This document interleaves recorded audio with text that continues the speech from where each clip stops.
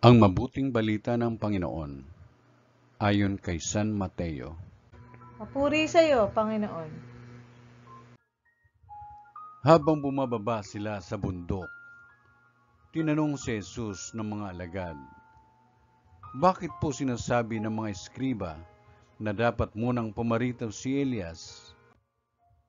Sumagot siya, "Paririto nga si Elias upang ihanda ang lahat ng bagay.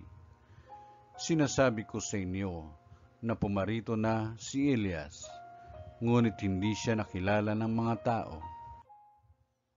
At kanilang ginawa sa kanya ang gusto nila.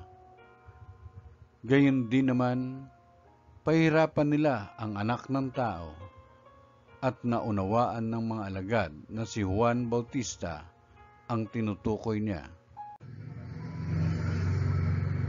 Ang mabuting balita ng Panginoon.